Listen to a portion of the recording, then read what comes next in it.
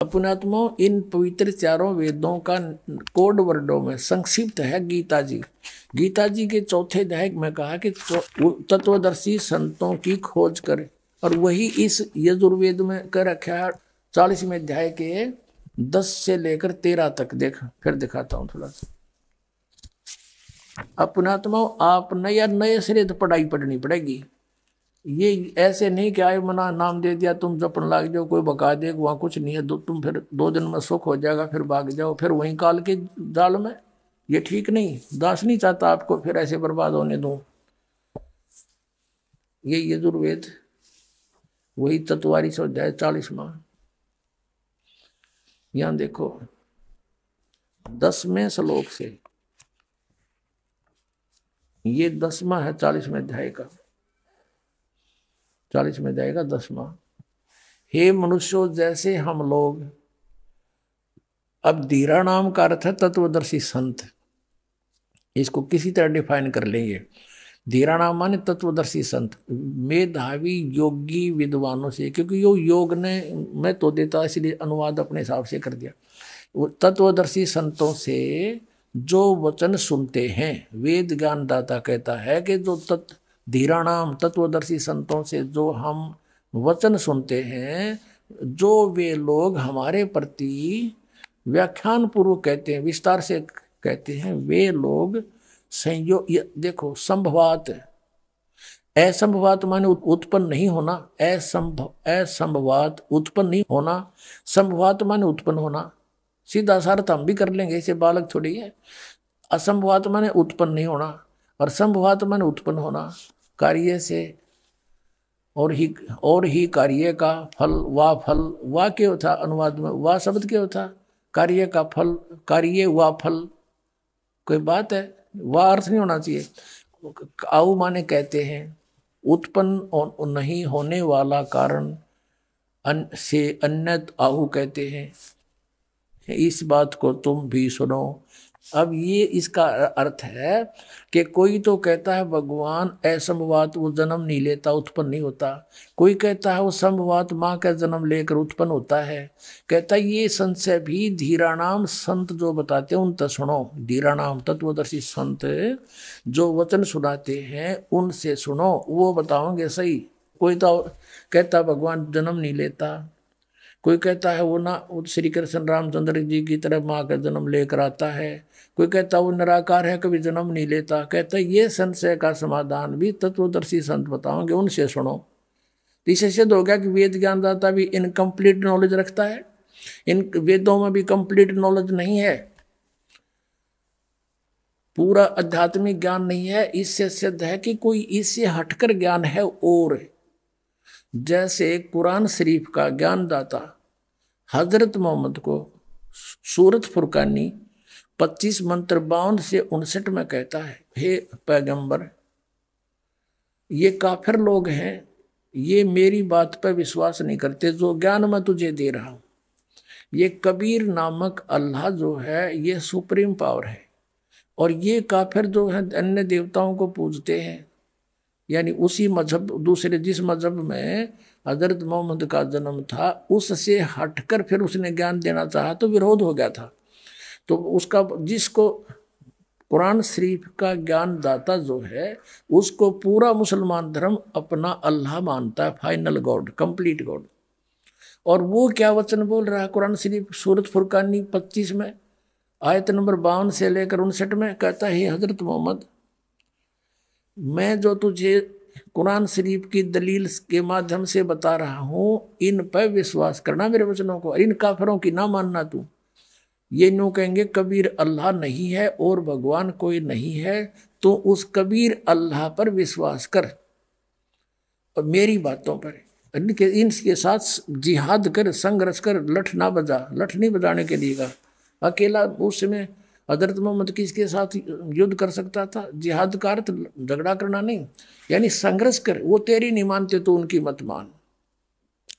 ये कबीर अल्लाह है, और ये कबीर अल्लाह वही है जिसने 6 दिन में सृष्टि रची, 7वां दिन तख्त पर जा बैठा। ये पाप नाश करने वाला है, ये सबका साथी है, सबके दुख दूर करने वाला है। और इसकी खबर किसी बाखबर से पूछो, बाखबर माने तत्वदर्शी संत से पूछो। इससे क्या कंसेप्ट क्लियर हो गया कि कुरान शरीफ का ज्ञान दाता भी इनकम्प्लीट स्पिरिचुअल नॉलेज रखता है, कंप्लीट नहीं है।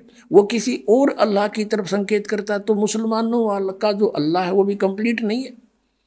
जैसे मुसलमान पहले हिंदुओं को जबरदस्ती इसलिए मुसलमान बना करते कि ये देवताओं को पूजते हैं और इन बेचारों का जीवन नष्ट हो रहा है, ये इनको कुछ नहीं दे सकते, और वो अपने गॉड ने फाइनल मान रहे थे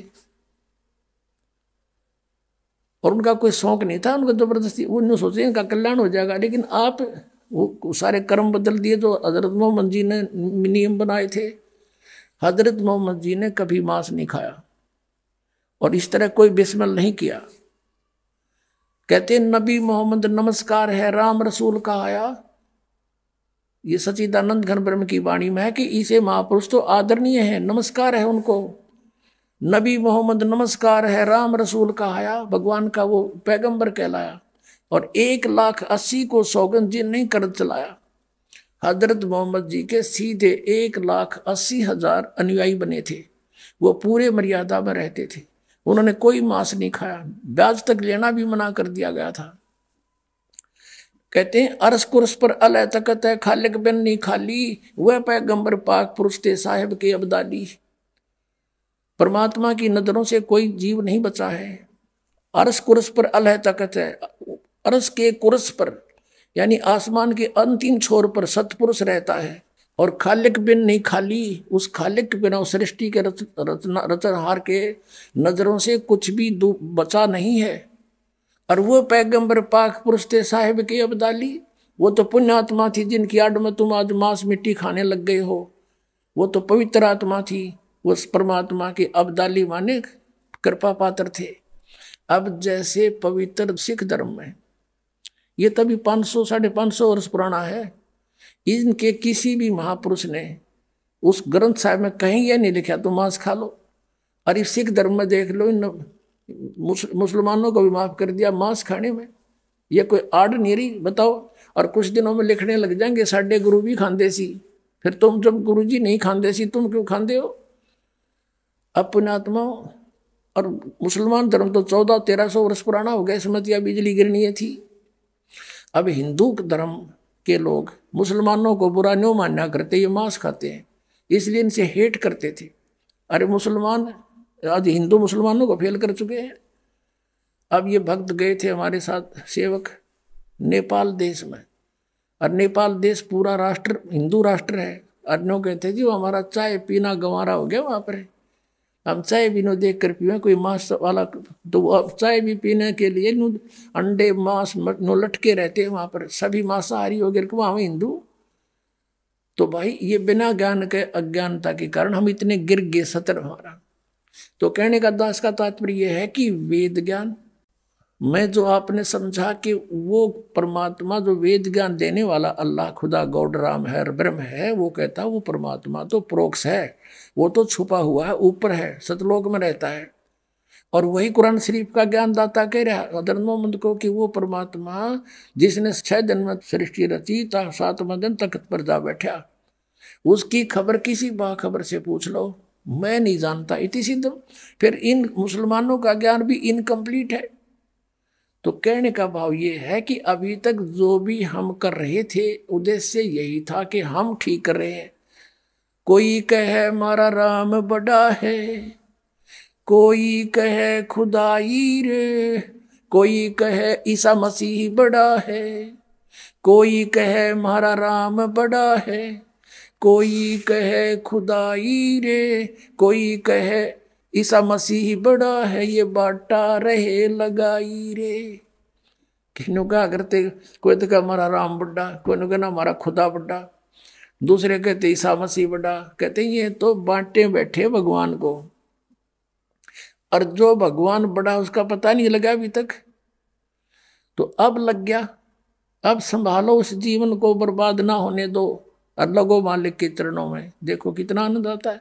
तो ये कंसेप्ट क्लियर हो गया कि वेद ज्ञान दाता कहता है कि वो उस पूर्ण परमात्मा की जानकारी तत्वदर्शी संत बताओगे। और वही कुरान शरीफ में है कि उस पूर्ण परमात्मा जो कबीर नामक अल्लाह है, जो जिसको ये बड़ा भगवान कहते हैं, उस बड़े भगवान की खबर कोई बाखबर बताओगा तो फिर कुरान शरीफ में है नहीं वो ज्ञान, तो वेदों में भी नहीं है, गीता जी में भी नहीं है। चौथे अध्याय के 34वें श्लोक में कहा है कि जो ज्ञान परमात्मा ने, चौथे अध्याय के 32वें श्लोक में गीता जी में, और 34 में कहा है कि जो ज्ञान परमात्मा ने स्वयं आकर अपने मुख से बोला है, आपको वेदों में प्रमाण दिया है। ऋग्वेद मंडल नंबर 9 सूक्त नंबर 86 मंत्र 26-27 में, ऋग्वेद मंडल नंबर 9 सूक्त 82 मंत्र 1, 2, 3 में, ऋग्वेद मंडल नंबर 9 सूक्त 96 मंत्र 16 से लेकर 20 में, और भी अनेक स्थानों पर ऋग्वेद मंडल नंबर 9 सूक्त 1 मंत्र 8 और 9 में, ऋग्वेद मंडल नंबर 9 सूक्त 20 मंत्र 1 में, और भी अनेक स्थानों पर कहा है कि परमात्मा ऊपर सतलोक में रहता है, ऊपर तीसरे मुक्ति धाम में, वहां से सह शरीर चलकर आता है। और यहाँ फिर 3 सतिथि में आता है। एक सतिथि में सतलोक में रहता है, मनुष्य दृश्य है, करोड़ सूर्य मिला दे, करोड़ चंद्रमा, ऐसा उसका एक रोमकूप का प्रकाश है, इससे भी अधिक है। और दूसरा एक प्रत्येक युग में शिशु रूप धारण करके आता है, और उसमें यह भी प्रमाण दिया 8वें ऋग्वेद मंडल नंबर 9 सूक्त नंबर 1 मंत्र 9 में कि जब वो शिशु रूप धारण करके परमात्मा आता है, वो कुंवारी गाय से दूध, उसके दूध की परवरिश होती है, कुंवारी गाय दूध देती है। तो ये लीला कबीर परमेश्वर जब आए थे बालक रूप धार के, उस समय 25 दिन के हो गए थे, उन्होंने कोई जलपान नहीं किया, मुंह बोली माता चिंतित होगी थी। तब शिवलोक से आए थे, शिवपुरी परमात्मा की प्रेरणा से एक साधु रूप बना के, और फिर कबीर साहब ने उसको कहा था कि आप ऐसे ऐसे कहो इनको। तब कबीर साहब ने बातें की 25 दिन के बालक ने। तब एक कुंवारी गाय मंगवाई गई थी, और कबीर साहब ने कहा था शिव जी तो इसकी कमर पर हाथ मार दे, थपकी मार, इसको आशीर्वाद दे। आशीर्वाद देते उसमें दूध चलने लग गया। फिर उस गाय से कबीर परमात्मा की परिवर्ष हुई थी। तो वो परमात्मा कबीर साहब हैं, वो काशी में धानक रूप में आए थे, वो परमात्मा है वो। अब जो प्रसंग चल रहा है कि कुरान शरीफ का ज्ञान, जैसे चौथे अध्याय के 34वें श्लोक में 32वें श्लोक में गीता जी में कहा है कि वो परमात्मा स्वयं आकर के ज्ञान देता है, और वो सच्चिदानंद घनब्रह्म की वाणी है कबीर वाणी। उस वाणी को तत्वदर्शी संत जानते हैं, उन तत्वदर्शी संतों से पूछो। तो इसका मतलब गीता ज्ञान इनकम्प्लीट, वेद ज्ञान इनकम्प्लीट, और कुरान शरीफ का ज्ञान इनकम्प्लीट। तो वो कंप्लीट ज्ञान इस दास के पास है, और ग्रहण करो, आओ और पाओ सतलोक में। कहते हैं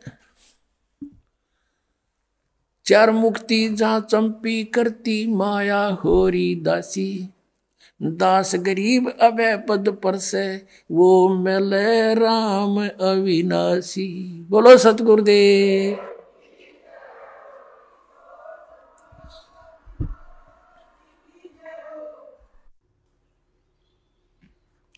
परम पिता परमात्मा पूर्ण ब्रह्म सर्व सृष्टि रचनहार कबीर साहिब जी, कबीर परमेश्वर जी,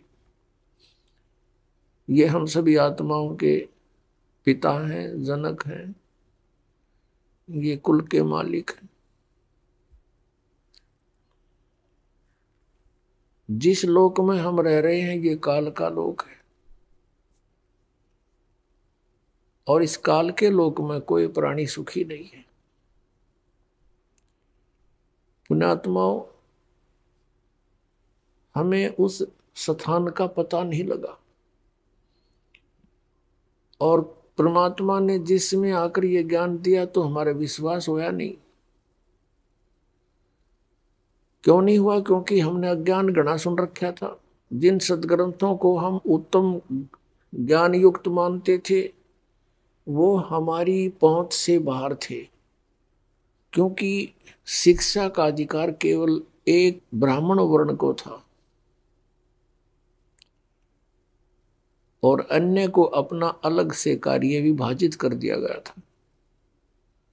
वैश्य को अपना, क्षत्रिय को अपना, शूद्र को अपना, और ब्राह्मण को केवल शिक्षा ग्रहण करना, सदग्रंथों को पढ़ना, उसको समझना, फिर अन्य जनता को उपदेश करना, समझाना, उनको दीक्षा देना, और उससे प्राप्त पूजा से अपना निर्वाह करना। और पूजा को किसी उस कथन को, सत्संग को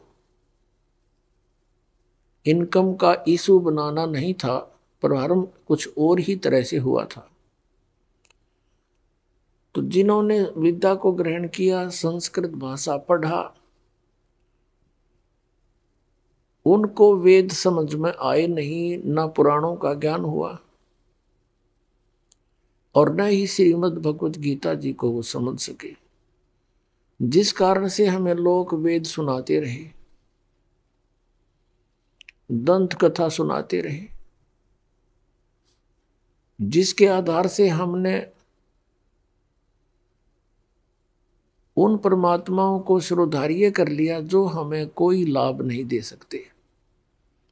लाभ का तात्पर्य ये है कि जैसे हमारे कोई प्रारब्ध कर्म में, अपने जीवन के सफर में कोई भयंकर कष्ट आना हो, तो जिन भगवानों को हम पूजा करते थे, जैसे रजगुण ब्रह्मा जी, सतगुण विष्णु जी, तमगुण शिव जी, विशेषकर पवित्र हिंदू धर्म अब कलयुग में तो विशेषकर इन्हीं पर आधारित हो चुका था।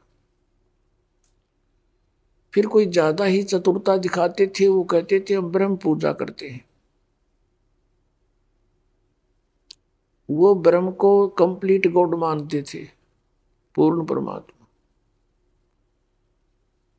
अब उनकी जो साधना थी, तीनों गुणों की पूजा और ब्रह्म तक की पूजा, ये भी हमें पूर्ण मोक्षदायक नहीं थी और हमारे प्रारब्ध में लिखे हुए संस्कारों को ये कुछ भी परिवर्तन नहीं कर सके थे।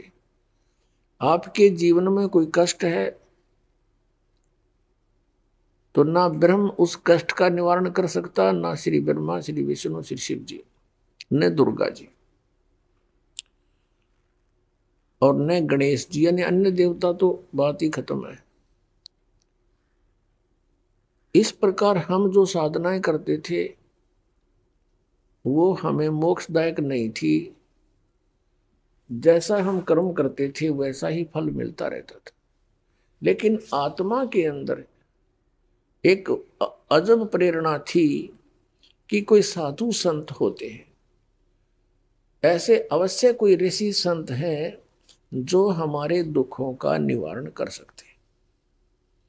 उसके लिए हम, उस कष्ट के निवारण के लिए हम कहीं ना कहीं किसी ना किसी संत या मंदिर, मस्जिद, गुरुद्वारों में अवश्य जाते हैं, या कहीं पहाड़ों पर, पर्वत पर, गुफाओं में, जंगल में। और जिस भी ऋषि से हम मिलते हैं वो यही कह देता है कि आप ऐसे करो, ऐसी साधना करो, इतना दान करो, ऐसे यज्ञ करवाओ। वो सारा कुछ करने के बाद भी जब समाधान नहीं होता है तो अंत में वो कह देते हैं कि ये तुम्हारे प्रारब्ध कर्म में लिखा है, इसको तो भोग कर ही पूरा करना होगा, ये इनका विधान है। अब पुण्यात्माओं, उसके पश्चात भी आत्मा नहीं रुकती है। उसको मालूम है कि कोई है परम शक्ति जो हमारे प्रारब्ध के कष्ट को भी दूर कर सकता है। और दुख पाप से होते हैं, सुख पुण्य से होते हैं। अब जब तक पाप नहीं कटेगा तो सुख नहीं हो सकता।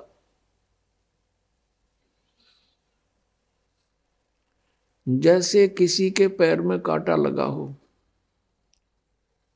और वो कांटा टूट गया हो, अंदर गहरा चला गया हो, ऊपर से दिखाई भी नहीं देता कि पीड़ा है किस कारण से, तो किसी के पास जाते हैं, वो ये कहता है, चेक करके बता देता है कि ये पीड़ा आपको कांटे के कारण है। और फिर वो व्यक्ति ये कहे कि कांटा तो निकलेगा नहीं, जूता पहन ले, भविष्य में कांटा नहीं लगेगा। तो यहाँ विशेष विचारणीय बात है कि कांटा लगे पैर में जूता पहना नहीं जा सकता। कांटा निकले और फिर इस डर से जूता पहनेगा प्राणी के कहीं फिर से कांटा ना लग जाए। इस डर के मारे वो फिर कभी जूता उतारेगा नहीं। तो इन महापुरुषों की जो परमात्मा से परिचित नहीं थे उनका ये कथन था, ये विधान था, ये फाइनल था इनकी ओर से। क्योंकि ये साधना किसकी करते थे? श्री ब्रह्मा रजगुण, श्री विष्णु सद्गुण, श्री शिव जी तमगुण की, और ब्रह्म की। इससे आगे इनको ज्ञान नहीं। जैसे गीता जी अध्याय नंबर 15 के श्लोक नंबर 1 से 4 में, ऊपर को जड़ नीचे को तीनों गुण रूपी शाखा वाला उल्टा लटका हुआ संसार रूपी वृक्ष है, और इसको जो सभी विभागों सहित बता देगा स वेदविद, वो तत्वदर्शी संत है।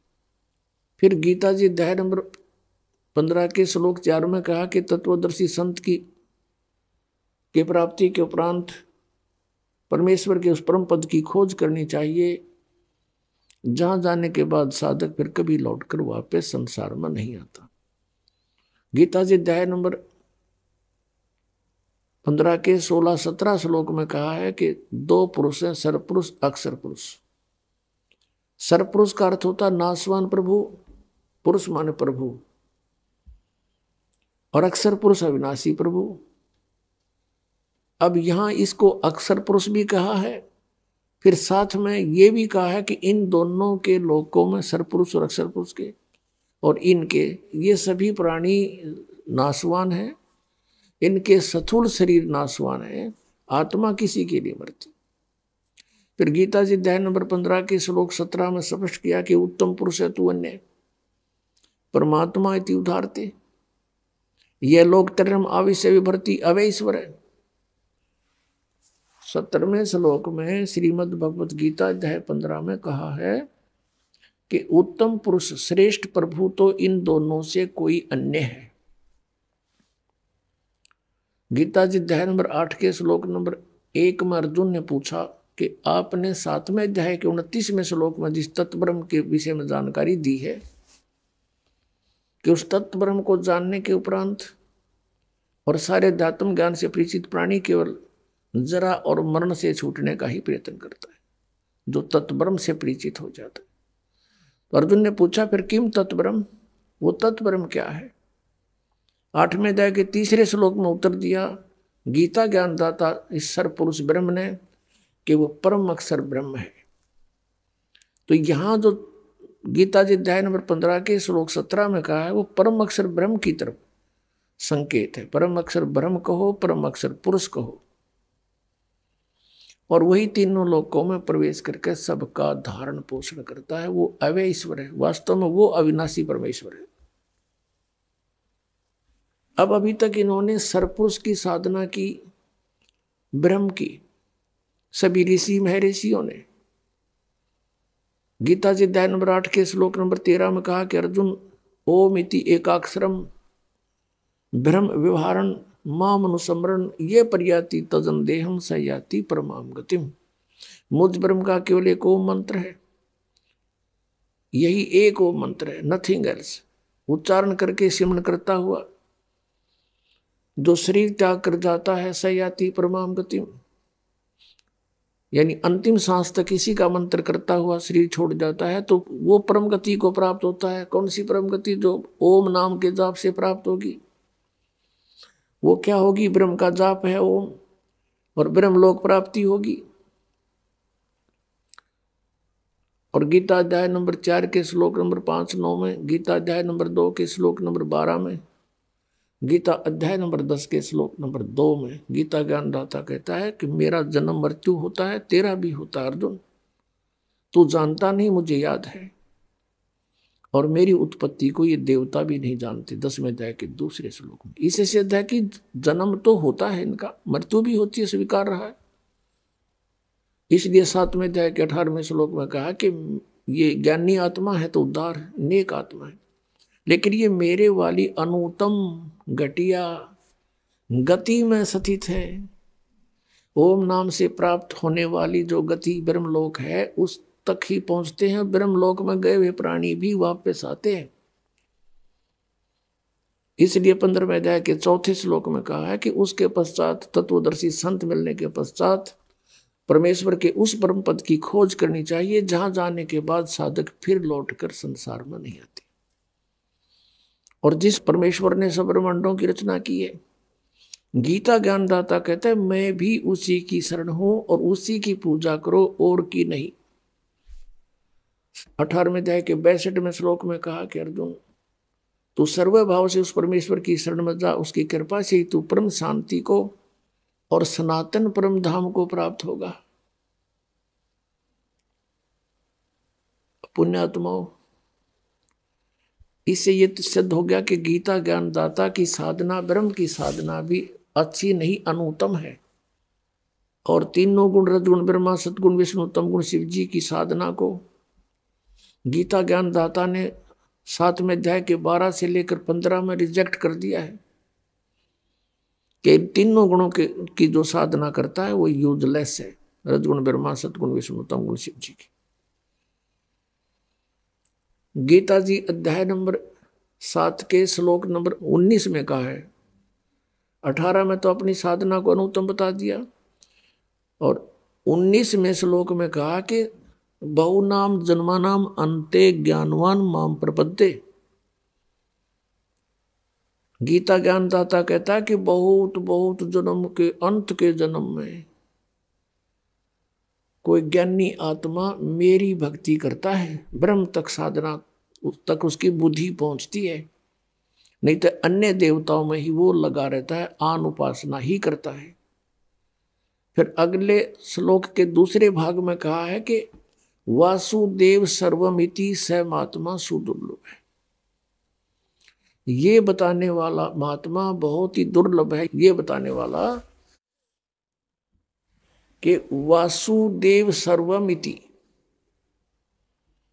वासुदेव का अर्थ है जो समर्थ परमात्मा, सबके ऊपर जिसकी सत्ता है, ओवरऑल कंट्रोलर यानी कुल का मालिक, परम अक्षर ब्रह्म कि ये बताने वाला कि वो परम अक्षर ब्रह्म सर्वम है, सब कुछ है, तीनों लोकों में प्रवेश करके सबका धारण पोषण करने वाला और वास्तव में अविनाशी परमात्मा वही है। और पाप नाशक, पूजा के योग्य, उसके अतिरिक्त कोई नहीं है, ये बताने वाला महात्मा सुदुर्लभ, मुश्किल से मिलेगा। तो पुण्यात्मा,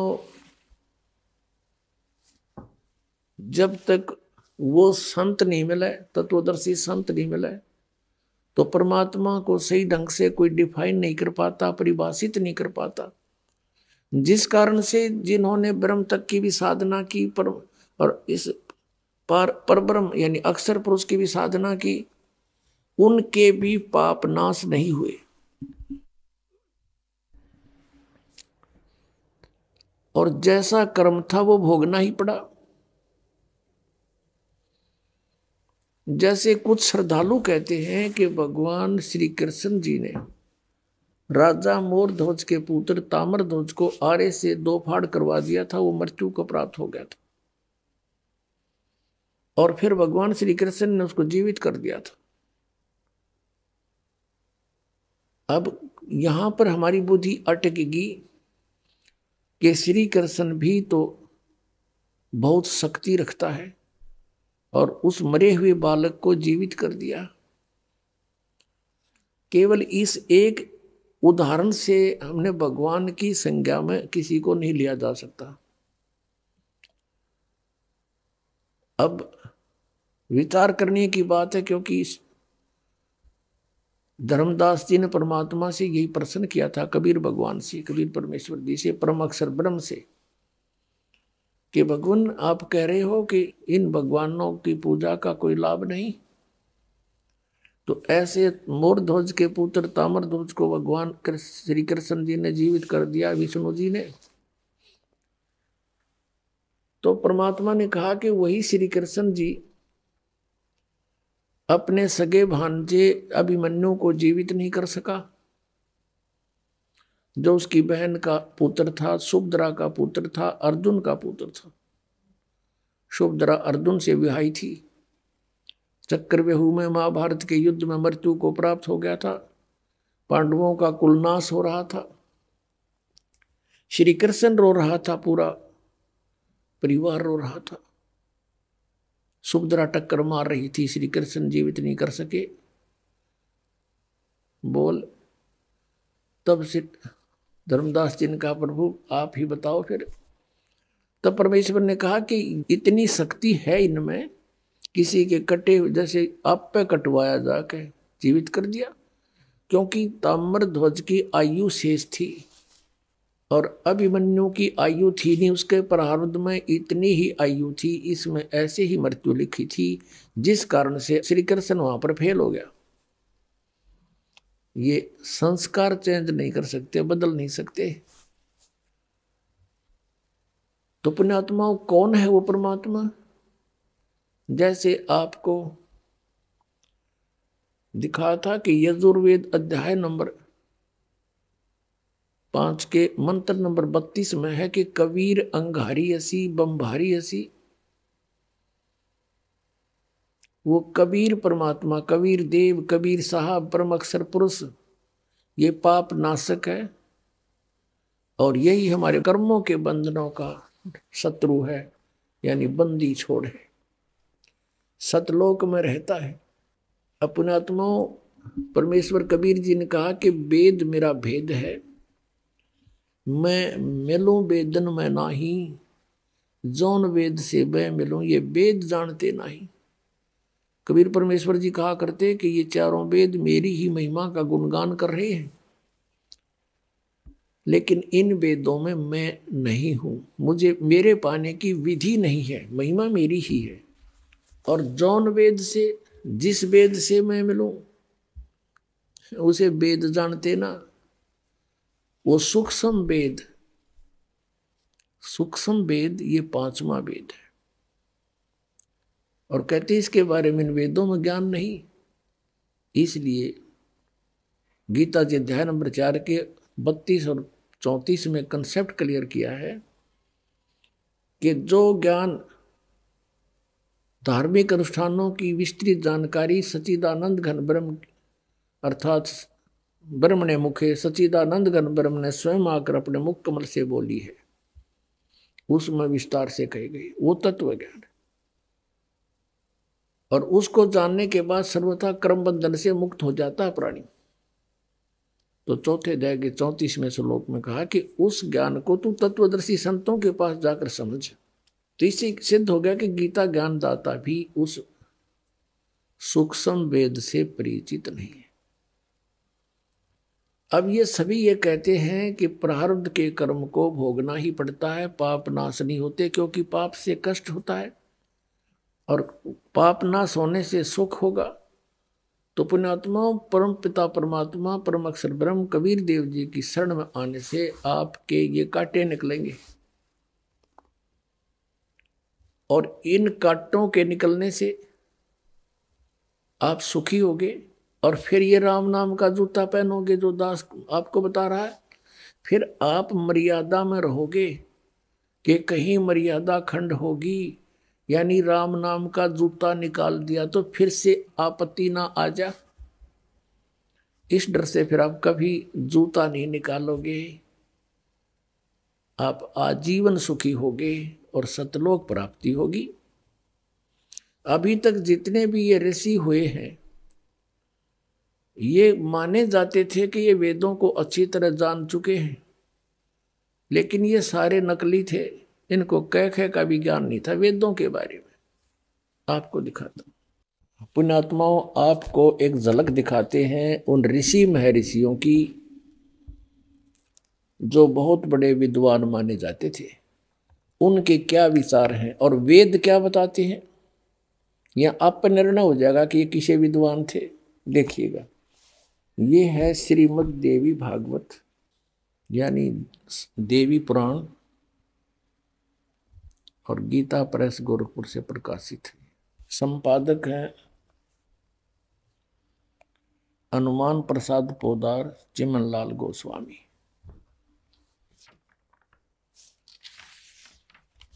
प्रकाशक एवं मुद्रक हैं गीता प्रेस गोरखपुर, गोविंद भवन कार्यालय कोलकाता का संस्थान। इसके 283 पृष्ठ पे 5वें सकंद में 282 पृष्ठ से शुरू करेंगे हम। व्यास जी ये इसका लेखक है सभी पुराणों, वेदों और गीता का। व्यास जी कहते हैं, देवराज इंद्र की बात सुनकर बृहस्पति जी उनसे कहने लगे, यानी ये बृहस्पति जी के विचारों को व्यास जी बता रहे हैं कि बृहस्पति जी यानी देवताओं के गुरु हैं बृहस्पति जी, राक्षसों के गुरु माने जाते हैं शुक्राचार्य। अब यहाँ बृहस्पति जी उनसे कहने लगे कि इसको इंद्र से, यहाँ देखिएगा, प्रारब्ध कर्मों का अभाव बिना भोगे नहीं हो सकता, यह स्पष्ट है। आर्य, संपूर्ण देवता तुम्हारे सहायक हैं, तुम स्वयं भी बुद्धिमान हो, फिर भी जो होनी है वह होकर ही रहेगी, तुम उसे टाल नहीं सकते। ऐसी स्थिति में सुख और दुख की चिंता में नहीं पड़ना चाहिए। महाभाग, सुख और दुख ये दोनों कर्मशः है पुण्य एवं पाप के अक्षय के सूचक हैं। इसका कहने का भाव ये है, यदि आपको सुख और दुख दोनों, यानी आपका सुख आपको प्राप्त है, आपके पुण्य नाश हो रहे हैं, क्षय माने नाश, और दुख है तो आपके पाप कट रहे हैं, बस ऐसे काट लो, फिर भगवान की भक्ति की क्या जरूरत, क्या आवश्यकता रहेगी फिर भाई। अतएव विद्वान पुरुषों को चाहिए कि सुख के अभाव में भी सर्वथा आनंद का ही अनुभव करें। अतएव महाराज इस अवसर पर सुयोग्य मंत्रियों से परामर्श लेकर विधि पूर्वक यत्न करने में कटिबद्ध हो जाओ। यत्न करने पर भी जो होनहार होगा वो तो सामने आएगा ही। आप पुण्यात्माओं, सौभाग्य आपका कि आपको शिक्षा प्राप्त है, उससे और अच्छा सौभाग्य कि परमात्मा ने इस जीव को या टेक्निक दे दी। न जीव के स्तर की खोज नहीं है ये, प्रोजेक्टर बनाना, टेलीविजन बनाना, इंटरनेट बनाना, कंप्यूटर बनाना, ये पहले यही थे ये मनुष्य। ये हवाई जहाज बना दी। पहले आपने इतिहास देख लो, राज्य महाराजा का भगवान कृष्ण नरतई का, उनका के था वाहन, एक रथ होता था और उसमें छह खच्चर जोड़ के घसीटे अंडा करते, कितना होगा काट दे जाते, क्यों सड़क पड़क उसके में थी ना, इसलिए घने जोड़ने पड़े थे वो घोड़े कि कितना होगा काट लो चाहे इसने निकाल ले जाएंगे। तो ये इसलिए दिया कि आप जी स्वयं सदग्रंथों को समझें और तभी विश्वास होगा कि सारे नकली थे, तभी असली पर आपका विश्वास दृढ़ होगा। ना तो कोई भी भ्रमित कर देता था हमारे को। अब इसमें क्या कहा है, बृहस्पति जी सभी देवताओं के गुरु हैं। इसने कहा कि इंद्र, जो होनहार है वह होकर रहेगी, और सुख और दुख, जो तुझे सुख प्राप्त है तेरे पुण्य नाश हो रहे हैं, और कोई कष्ट आता है तेरे पाप नाश हो रहे हैं। बस इसको ऐसे ही अपना टाइम पास कर। पुण्यात्माओं, फिर भक्ति की क्या आवश्यकता चाहिए, ऐसे ही जो कुछ भी है कर्म में वो भोगना ही पड़ेगा। कौन भक्ति कर पाएगा, यूज क्या उस भक्ति का। अब फिर आगे और अच्छी सलाह दे दी कि दुख में भी आनंद का अनुभव करना चाहिए। अब बताओ, कोई बात कही इसने यार। अब किसी के पेट में दर्द हो जाए और उसको कोई कहे कि कोई बात नहीं, दुख में भी तू आनंद का अनुभव कर। हमारे अब समझ में नहीं आती इनकी स्टेटमेंट क्या जी, बच्चे वाली बात कर रखी इन्होंने। और पहले हम इनको बड़े महर्षि मानते थे। एक बार एक पंडारा गांव है जींद से 3 किलोमीटर दूरी पे, उसमें एक तीर्थ बना रखा है, जो दुनिया नहाना आया कर उसमें। और वहां पर इन घिसा पंथियों के 2 आश्रम हैं साथ साथ। इस दास को 17 फरवरी सन 1988 फाल्गुन अमावस्या 1988 को उपदेश प्राप्त हुआ था। उसके बाद दास को ऊपर कृपा करी परमात्मा ने कि इन नकलियों की सबका झाड़ा जुआया। मैं जाता था इनको बड़े महापुरुष समझकर, तो वहां सत्संग हो रहा था। उन दोनों आश्रमों में से एक ने सत्संग करवा रखा था, और गरीबदास साहिब जी की वाणी का पाठ और आदरणीय गरीबदास साहिब जी की वाणी का पाठ, आदरणीय घीसादास साहिब जी की वाणी का पाठ वो कंटिन्यू कराया करते हैं। यानी उसमें 4 दिन लग जाते थे, 5 दिन। तो वहां क्या हुआ कि उन्होंने आमंत्रित कर रखे थे और कर रखे थे, ये बोले मंडलेश्वर है, ये बड़े पहुंचे हुए, ऐसे ऐसे 10-12 इकट्ठे करके संत बुला रखे थे। एक तख्त से लगा रखे थे, उन पर उनके आसन लगा रखे थे, श्रोता सामने बैठते थे। उनमें से एक बहुत बड़ा काशी विद्यापीठ पढ़ा हुआ बताया जा रहा था, और संस्कृत बोलर बड़े अच्छे प्रवचन करे। उसका क्या टॉपिक रहता था, कहते हैं जीव अपने स्वरूप को भूल चुका है, ये अपने आप को बॉडी मानता है, शरीर मानता है, ये आत्मा शरीर नहीं है। यदि कोई आपत्ति दुख आता है तो शरीर का कर्म है, इसका दंड है, इसने भोगना पड़ेगा। और ये समझ में आने के बाद फिर शरीर में कितना ही कष्ट हो, दुख नहीं होता। और क्या उदाहरण देता है, कहता है एक बार मैं जा रहा था कहीं पर, वहां पर एक व्यक्ति दुख से कर रहा था, और मुझे देखकर कहा, महाराज मैं बहुत दुखी हूं, महाराज मैं बहुत दुखी हूं, कुछ कृपा बख्शो। मैंने कहा, रे भोले जीव, तू बॉडी नहीं है, तू शरीर नहीं है, तू तो आत्मा है। अरे दर्द तो बॉडी को है, शरीर को है, तू क्यों चिल्ला रहा है, तुझे पीड़ा थोड़ी है। मैंने ऐसा कहा, उसने उसको जान लिया और शांत हो गया, कोई पीड़ा नहीं रही उसको, पीड़ा बॉडी को थी। अब सब जो श्रोता थे उसकी ताड़ी पीटे, वाह महाराज जी वाह, कमाल कर। अब हमारे या गले उतरे नहीं यह बात। मैं कहा ये बड़ा समाधान हो गया। चलो फिर भी जैसा था, हमारी कौन सुने था, वो तो मंडलेश्वर पाक रहे थे। ऐसे 1 दिन 2 दिन, तीसरे दिन उसके क्या हुआ, उनके अलग अलग कमरे बना रखे थे 10-12, उनमें से एक एक कमरा उनको अलॉट कर रखा था, एज ए गेस्ट बुला रखे थे ना। और वो क्या करता, उसका नंबर आते ही सत्संग करके उठ कर चला जाता, नो पूरा महात्मा बनकर बैठा था। अब तीसरे दिन भी उसने से सत्संग किया और उठ कर चला गया कमरे में।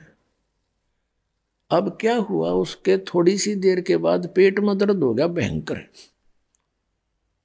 और इतनी पीड़ा होगी न, चिल्ला बुरी तरह, मर गया रे, मर गया रे, मर गया रे।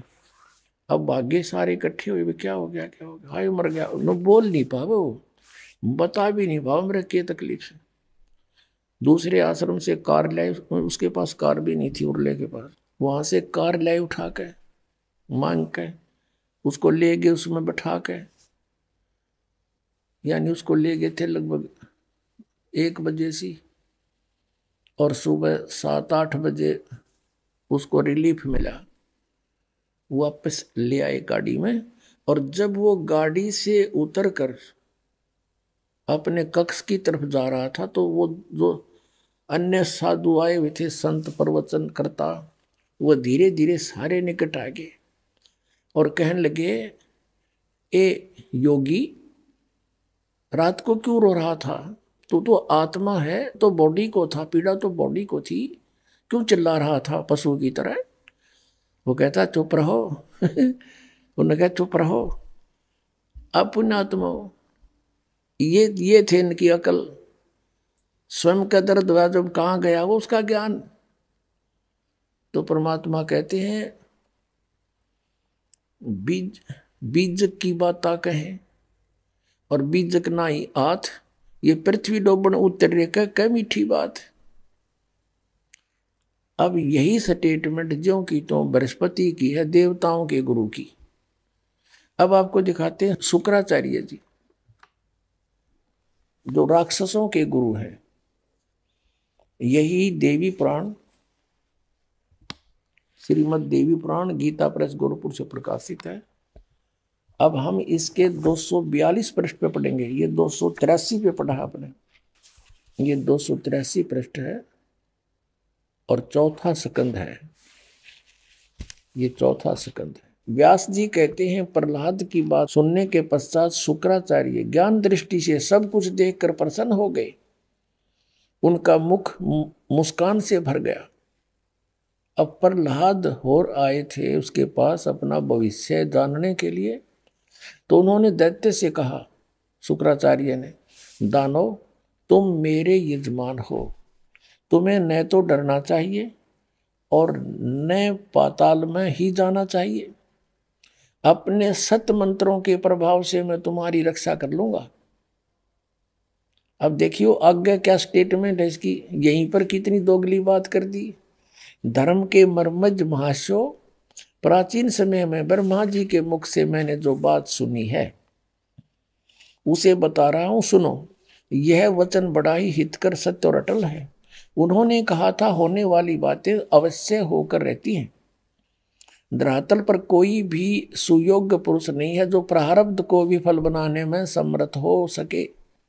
विपरीत समय के कारण इस समय तुम्हारी शक्ति अक्षीण हो गई है, अतः एक बार तुम्हें देवताओं से परास्त होकर हार कर पाताल में जाना ही पड़ेगा। बताओ, सब समय सदा बदलता रहता है। कुछ दिन पूर्व तुम सम्राट रह चुके हो। यहां तो क्या कह रहे हैं शुक्राचार्य कि दानो तुम मेरे यजमान हो, तुम्हें न तो डरना चाहिए और न पाताल में जाना चाहिए। अपने सत मंत्रों के प्रभाव से मैं तुम्हारी रक्षा कर लूंगा। और फिर यहां जल्दी फूक लगड़ेगी। अब यहाँ क्या, मास्यो प्राचीन समय में ब्रह्मा जी के मुख से मैंने जो बात सुनी थी उसे बताता हूँ, सुनो। ये वचन बड़ा हितकर और अटल है, सत्य और अटल है। उन्होंने कहा था, होने वाली बातें तो होकर रहती है। धरातल पर कोई भी ऐसा नहीं है सुयोग्य पुरुष ने जो प्रारब्ध को विफल बनाने में सफल हो सके। विपरीत समय के कारण इसमें तुम्हारी शक्ति अक्षीण हो गई है, अतः एक बार तो तुम्हें देवताओं से हार कर पताल में जाना ही पड़ेगा। फिर तेरी तन्ने की क्या अड़ा दिया, कहते यहाँ तक कह रहा अपने सत मंत्रों से तुम्हारी रक्षा कर लूंगा ये, और तुम्हें पाताल में नहीं जाना चाहिए, डरना भी नहीं चाहिए, अपने सत मंत्रों से तुम्हारी रक्षा कर लूंगा। हाँ पुण्यात्माओं, विचार करो थोड़ा सा, गणे की आवश्यकता नहीं, तो ये सामने रखा है इतिहास। अब ये क्या करते थे मूर्ख बनाने के लिए, पहले तो जंतर मंत्र बताते थे, मैं तेरे लिए मंत्र कर दूंगा, तुम्हारे जाप कर दूंगा और तुम्हें सुख हो जाएगा। जब कुछ भी ना होता फिर यूँ कहती तो तुम्हारा प्रारब्ध है, देखो ब्रह्मा जी से मैंने सुना था, ये तो भोगना ही पड़ेगा। पहले कह रहा तुम्हें पैताल में नहीं जाने दूंगा, नहीं जाना चाहिए, और फिर यूँ कहा जाना ही पड़ेगा। फिर बता गुरुजी तेरी के डालड़ी, आपने क्या सहारा दिया उस दुखी आत्मा को। अब ये तो थे पहले के सतयुगा जी के ऋषि, एक नकली ऋषि की और स्टेटमेंट, क्योंकि वो उनने के उल्ट सुल्ट ज्ञान सुन के इसने अपना नया ढमढमा जोड़ने की चेष्टा की कलयुगी के। तो कलयुगियों के पास तो खक भी नहीं, ये तो उनसे भी गिरा हुआ ऋषि महर्षि था, जिसे कख का पता नहीं था। कौन? महर्षि दानंद दिखाते हैं। ये देखिएगा, एक पुस्तक है सत्यार्थ प्रकाश, जो महर्षि दानंद द्वारा लिखी है, इसका अपना अनुभव है। और इसमें एक और विशेषता ये कर रखी है इसने कि इस पुस्तक को मैंने वेदों के और अन्य वेदों से इक्विवेलेंट जो सदशास्त्र है उनके आधार से लिखा है।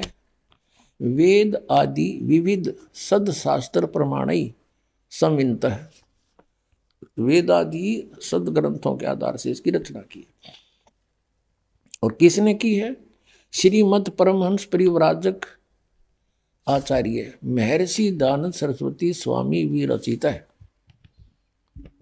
और ये यहाँ से प्रकाशित है। वैदिक यति मंडल प्रकाशक है, वैदिक यति मंडल, दयानंद मठ, दीनानगर, पंजाब से।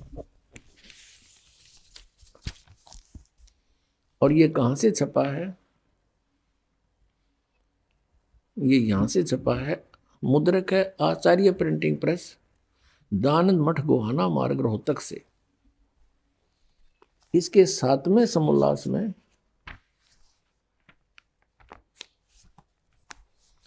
अब 7वां समोल्लास और प्रश्न नंबर 155 पे।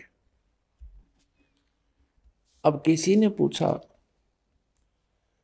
परमेश्वर की स्तुति प्रार्थना और उपासना करनी चाहिए व नहीं? उत्तर महर्षि दयानंद का करनी चाहिए। क्या स्तुति आदि करने से ईश्वर अपना नियम छोड़ स्तुति प्रार्थना करने वाले का पाप नाश कर देगा? उत्तर स्वामी जी दयानंद का नहीं। तो प्रश्नकर्ता कहता फिर स्तुति प्रार्थना की आवश्यकता क्या, क्यों करें? अब स्वामी जी दयानंद जी क्या करें, उनके करने का फल अन्य ही है।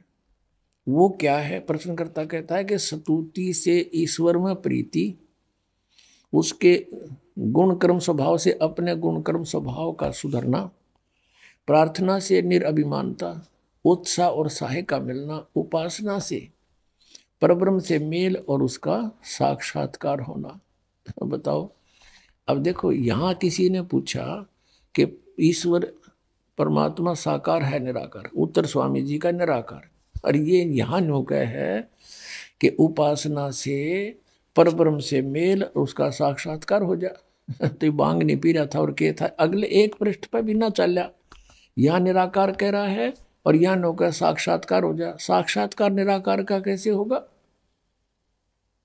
और यहाँ इसकी स्टेटमेंट कैसी है कि उपासना करने से पाप तो नहीं छूटेंगे, पाप नाश तो हो नहीं सकते। क्या स्तुति प्रार्थना करने से वाले के परमात्मा पाप छुड़ा देगा? स्वामी दयानंद कहता नहीं।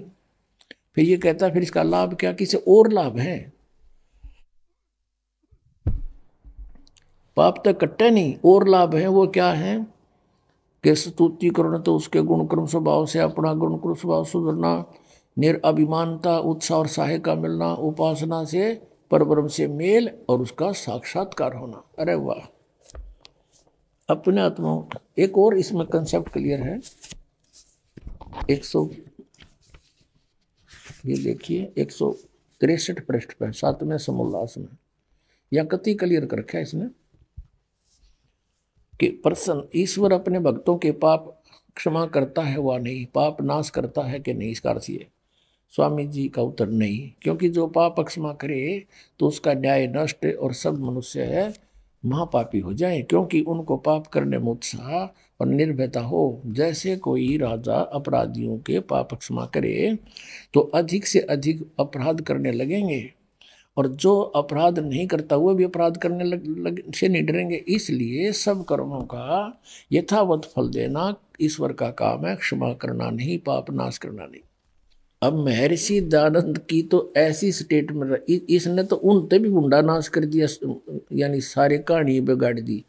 अब जैसे कोई न्यू कहे और बहुत बड़ा वैद का बोर्ड ला रखा हो और उससे जाकर कोई पूछे कि क्या औषधि खाने से रोग नाश हो सकता है, और वो व्यक्ति वैद कहे कि नहीं, औषधि से रोग नाश नहीं होता। अब स्वाभाविक है सामने वाला प्रश्न करेगा फिर इसका यूज क्या औषधि खाने का? उससे और लाभ है। क्या लाभ है? कि उससे पहलवान बन जाएगा। तो इस तरह की स्टेटमेंट या तो शराब भी देगा या कति बोली बूझ जिसने क्या का भी ना बेरा, वो स्टेटमेंट दे सकता है ऐसी। और दूसरा ये समझो, उदाहरण के जैसे किसी ने बोर्ड लगा रखा थोक विक्रेता और साबुन का, उसने क्या कर रखा होगा फिर तो ऐसी स्टेटमेंट देता है। क्या उससे कोई पूछे क्या साबुन लगाने से कपड़े के मैल छूट जाएंगे? क्या साबुन लगाने से कपड़े का मैल साबुन छुड़वा देगा? और वो उत्तर दे कि नहीं, साबुन से कपड़े का मैल नहीं छूट सकता। तो उसे पूछे फिर क्या फायदा इसका? कहती से और लाभ है। क्या लाभ है? कि कपड़ा मजबूत बन जाएगा। ये इसे महर्षि थे नकली, इन बिगाड़ दिए समाज के समाज नालायका ने। अपने आत्माओं, वेद जो है भगवान की महिमा का एथेंटिक रिकॉर्ड है। उसमें परमात्मा की महिमा लिखी है और ये खुद मानते हैं कि जो वेद में लिखा है वो हमें स्वीकार्य है। वेद सत्य है। यदि वेद सत्य है तो फिर सत्यार्थ प्रकाश क्या है? ये तो झूठार्थ प्रकाश है। अब दिखाते हैं आपने वेद में क्या लिखा है। अब यजुर्वेद, इसका अनुवाद करता भी महर्षि सिद्धानंद है। देख कमाल की बात है। युद्ध भांग पिया करता तो नरी उतरने नहीं देता, ऐसा लगता है। इसकी जीवनी में लिखा है भांग पीता था, दिखाएंगे आपको कभी। अब ये कहाँ से प्रकाशित है? प्रकाशक है सर्वदेशी कार्य प्रतिनिधि सभा 2/5 महर्षि सिद्धानंद भवन, रामलीला मैदान, नई दिल्ली से। महर्षि सिद्धानंद सरस्वती द्वारा इसका अनुवाद किया गया। मुद्रक हैं Prince offset printers 1510 Pataudi house Daryaganj नई दिल्ली से। 241 पृष्ठ पे है। 8वां अध्याय यजुर्वेद भाषा भाष्य। ये 13वां मंत्र है। 13वां, इसमें क्या लिखा है? देव कर्तस्य ऐनस्य एवजनम असि, मनुष्य कर्तस्य ऐनस्य एवजनमसि, पितर कर्तस्य ऐनस्य एवजनमसि, आत्म कर्तस्य ऐनस्य एवजनमसि, अनस्य अन्नस्य एवजनमसि। ओए होए। अब इसका अनुवाद यहाँ किया है इन्होंने 242 पृष्ठ पे। ये 241 पर हम पढ़ रहे थे। यहाँ देखो 242 पर। अब यहाँ इसका थोड़ी बहुत कोई उतर गई होगी इसकी भांग है। इसने फिर यहाँ उलझाने की चेष्टा की है कि हे सबके उपकार करने वाले मित्र आप, दान देने वाले के ऐनस्य माने अपराध के, ऐनस्य एवजनम माने विनाश करने वाले हो, क्षमा करने वाले हो। अब यहाँ मित्र लिख दिया। अब पढ़ने वाला ने सोचा चलो ये तो मित्र मित्र के बारे में कि तो भगवान का जिक्र है नहीं छोड़ा इसने।